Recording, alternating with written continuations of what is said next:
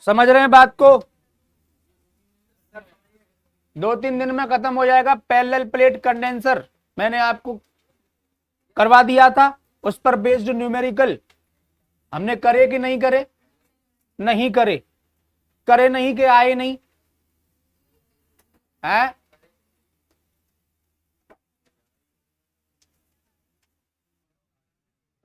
चलिए, तो कल हमने पैरेलल प्लेट कंडेंसर के लिए कैपेसिटी का फॉर्मूला ड्राइव कर लिया था, याद है? और वो फॉर्मूला आया था C is equals to A epsilon naught upon d air में, ठीक है? और C is equals to A epsilon naught epsilon r upon d medium में। किसी किसी बुक में आप देखोगे कि एप्सिलॉन आर जो होता है ना, इसको के भी लिखा जाता है, ठीक है? तो वो मीडियम का डाइलेक्ट्रिक कांस्टेंट ही है, उससे आप परेशान ना हो। फॉर्मूला आपका यही है। डी दोनों प्लेट्स के बीच की डिस्टेंस है, ए दोनों प्लेट्स, ए एरिया है प्लेट्स का, ठीक है ना? अब हम बात करेंगे पैरेलल प्लेट कंडेंसर की ही, पर देखिए ये जो कंडीशन है ना, इसको समझिए। ये कंडीशन तब है जब दोनों प्लेट्स के बीच की डिस्टेंस डी और एरिया ए है और उनके बीच में कोई मीडियम नहीं है, प्लेट्स के बीच में कोई मीडियम नहीं है, एयर है या फ्री स्पेस है, तब फॉर्मूला ये है। दूसरा फॉर्मूला, मीडियम रखा है लेकिन कितना रखा हुआ है, मतलब कितना भरा हुआ है इनके बीच में डाइलेक्ट्रिक मीडियम, तो कंप्लीटली फिल्ड है, पूरे तरीका से फिल्ड है। दोनों प्लेट्स के बीच में बिल्कुल भी एयर नहीं है, बिल्कुल पैक है ये डी, कंप्लीटली फिल्ड है ये। अब कहीं कंडीशन ऐसी आ जाए कि इनके बीच में ना पूरा स्पेस जो डी है वो पूरा नहीं भरा डाइलेक्ट्रिक मीडियम से, पार्शियली फिल्ड है, थोड़ा भरा हुआ है, तब उसके लिए फॉर्मूला क्या बनेगा, उसका डेरिवेशन हम करेंगे। देखो, अब हम पैरेलल प्लेट कंडेंसर ले रहे हैं, नाम यहां पर थोड़ा सा चेंज होगा। एक प्लेट को नाम देंगे हम P और दूसरी को नाम देंगे Q, ठीक है? जो ए बी है उसको बदल लेना। इन दोनों के बीच में डिस्टेंस है D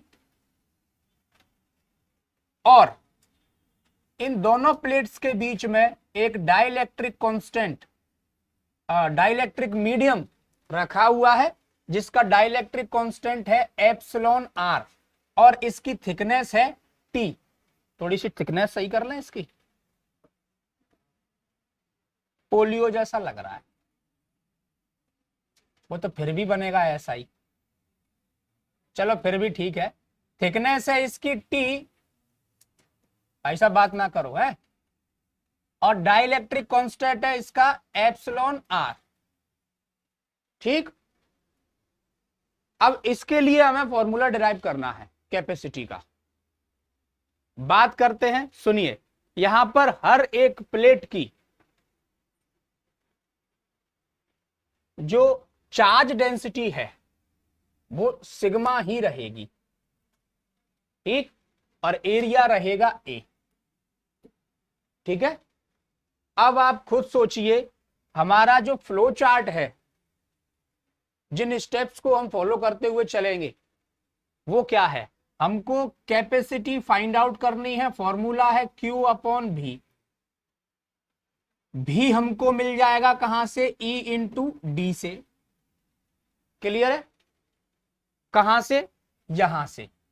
E is equals to minus d b upon d x, ये फॉर्मूला हमने डिराइव किया था।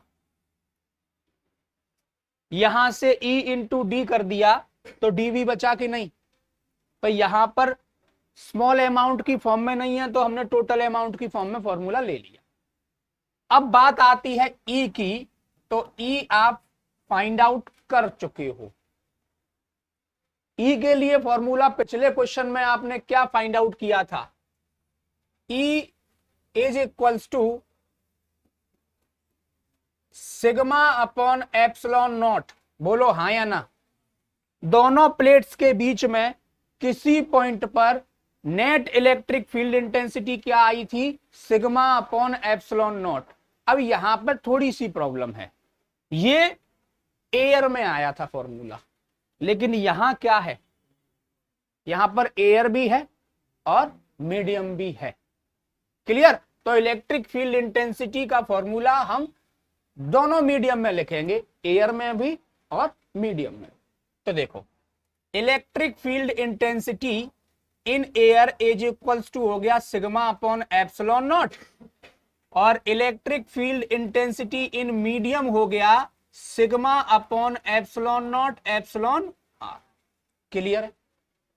ये नेट इलेक्ट्रिक फील्ड इंटेंसिटी कहां आ गई?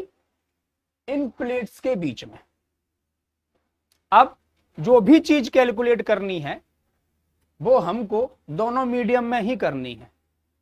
अभी यदि पोटेंशियल हमको मेजर करना है, पोटेंशियल फाइंड आउट करना है, तो वो भी दोनों मीडियम में, एयर में भी और मीडियम में भी। देखिए भाई, नाउ पोटेंशियल, ठीक है,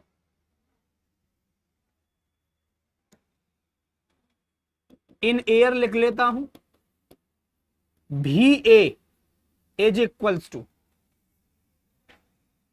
क्या फॉर्मूला है? E into D. मतलब E, अगर एयर की बात हो रही है तो इलेक्ट्रिक फील्ड इंटेंसिटी कौन सा? एयर वाला, और D भी कौन सा? एयर वाला। अब यहां पर थोड़ा सा समझने वाली बात आ गई है, इसको थोड़ा सा समझिएगा। कैसे? कि समझिए, इन दोनों प्लेट्स के बीच की टोटल डिस्टेंस D है, ठीक है, टोटल डिस्टेंस क्या है? D है, जिसमें T थिकनेस में, T डिस्टेंस में भरा हुआ है मीडियम। तो एयर कितने में बची है? D minus. क्लियर है? तो और समझाऊं? किसको नहीं समझ में आया D माइनस टी? सबको आ गया? तुमको नहीं समझ में आया? अब सुन तो फिर, ये एक नदी है, नदी की चौड़ाई है 3 किलोमीटर, एक किनारे से दूसरे किनारे तक, ठीक है। 1 किलोमीटर तक चौड़ाई में इसमें पानी बह रहा है, बाकी सब में रेत है। क्या है? तो मुझे बता, रेत कितने में है? 2 किलोमीटर में।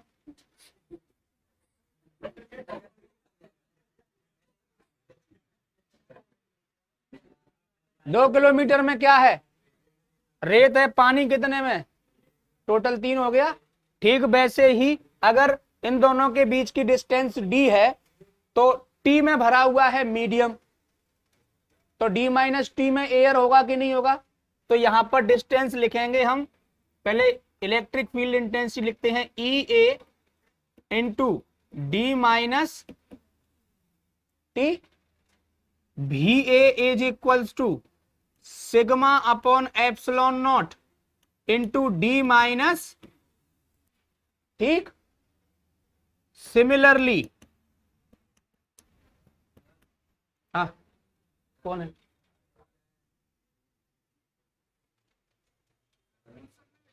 हाँ 11th ना, शाम को 4 बजे, ठीक है, शाम को 4 बजे आ जाओ आज, ठीक है। Similarly VM potential in medium is equals to sigma upon epsilon naught epsilon, और इसकी थिकनेस कितनी है? T। क्लियर है? ये पोटेंशियल आ गया, तो टोटल पोटेंशियल क्या आ जाएगा बेटा? ध्यान से देखना, टोटल पोटेंशियल। अब पोटेंशियल तो ऐड होगा ना, स्केलर क्वांटिटी है, तो VA plus VM, V is equals to VA plus V is equals to sigma upon epsilon naught d minus T plus sigma upon epsilon naught epsilon are t. Clear है? कोई दिक्कत तो नहीं है? यहां से देखिए V is equals to sigma upon epsilon not common आ रहा है, इसको मैं d minus T plus 1 upon epsilon are T ये लिख सकता हूं। थोड़ा सा और सिंप्लीफाई करूं कि इतना ही छोड़ दूं? और करता हूं, देखो V is equals to sigma upon epsilon naught d minus T plus t upon epsilon r. कौन समस्या? सिंप्लीफाई कर रहा हूं, कोई ज्यादा नहीं कर रहा कुछ भी। V is equals to sigma upon epsilon naught d, यहां से देखिए माइनस टी मैंने कॉमन ले लिया। समझना ध्यान से, यही है वो स्टेप जहां पर आप गड़बड़ करोगे। माइनस टी अगर मैंने यहां से कॉमन ले लिया तो बचा क्या? 1 माइनस 1 अपॉन एप्सिलॉन। ये स्टेप समझ में आया कि नहीं? नहीं आया? कोई दिक्कत नहीं है, हम बताएगा ना। देखो ये माइनस में से माइनस कॉमन आ गया तो यहां क्या बचा? और टी में से टी कॉमन आ गया तो यहां क्या बचा? तो बना गया। अब इस प्लस में से माइनस कॉमन आ गया तो क्या बचेगा? और टी कॉमन आ गया तो क्या बचेगा? तो वही तो है। समझ रहे हो? यहां से पूरा माइनस टी कॉमन आ गया तो 1 बचेगा कि नहीं? और यहां से प्लस में से माइनस कॉमन आया है तो माइनस, और टी में से टी। और ऐसे नहीं समझ में आता है तो इस माइनस टी का आप क्या करोगे? मल्टीप्लिकेशन करके देखो अंदर, तो क्या हो जाएगा? क्लियर है? जरा देखो इतना, फिर आगे की बात करते। हेंस कैपेसिटी,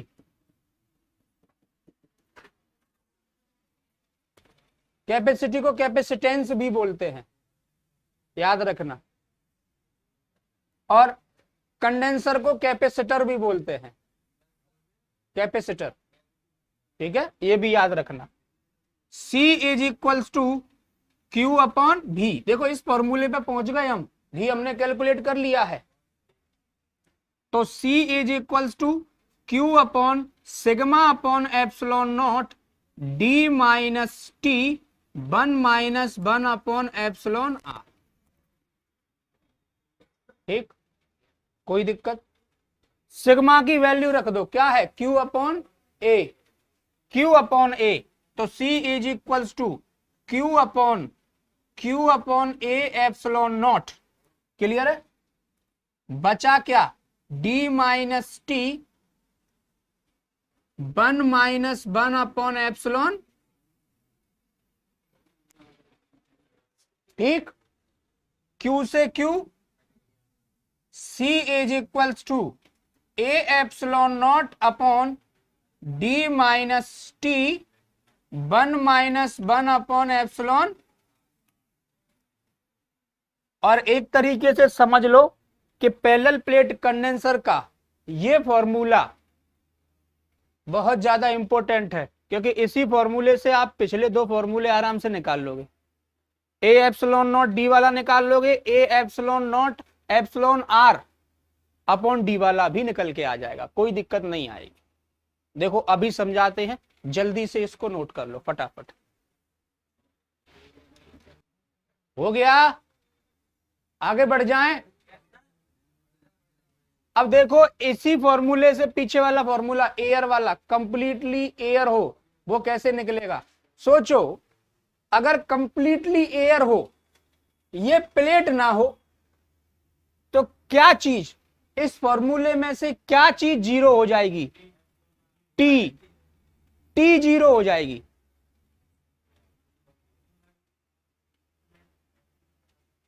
काय को हो जाएगी? Epsilon r zero. अरे बेटा थिकनेस की बात हो रही है, ये क्या है? ये थिकनेस की फॉर्म में चल रहा है। एप्सिलॉन आर को जीरो कर, तो डी माइनस टी तो तब भी रह जाएगा तेरे पास, देख ध्यान से। अरे ये टी गया, यहां डिस्टेंस की फॉर्म में लिखा है तूने, ये समझ ध्यान से, किसकी फॉर्म में लिखा है, डिस्टेंस। ये क्या है, डी तो है, और डी में से डिस्टेंस ही तो माइनस कर सकता है, तो टी माइनस करेगा। अगर टी 0 हो जाएगा तो सोचो ये पूरा स्टेप खत्म, ये पूरा स्टेप टी को 0 कर दोगे तो ये पूरा स्टेप खत्म। तो आपके पास क्या बचेगा, C is equals to A epsilon naught upon, देखो यही था एयर में, जब एयर थी तब, क्लियर है। अब देखो अगर मीडियम कंप्लीटली फिल्ड हो, मीडियम कैसा हो, पूरे तरीके से मीडियम भरा हो, तब D इक्वल्स टू टी होगा कि नहीं होगा। टी थिकनेस किसके बराबर हो जाएगी, D के बराबर, तो T को कर दो D, C is equals to, बेटा बात मत करो, फुली फिल्ड विथ मीडियम। तो देखो भैया C is equals to A epsilon naught upon D minus d, T equals to D हो जाएगा, तो D minus d 1 minus 1 upon epsilon, C is equals to A epsilon naught D minus d plus D upon epsilon R, होगा कि नहीं होगा। D का अंदर multiplication कर दिया है, कोई दिक्कत, इससे ये C इज इक्वल्स टू, ये कहां चला जाएगा, ए epsilon naught epsilon R upon, देखो वो वाला भी आ गया, क्लियर है। जल्दी से नोट कर लो, फिर आगे की बात करते हैं।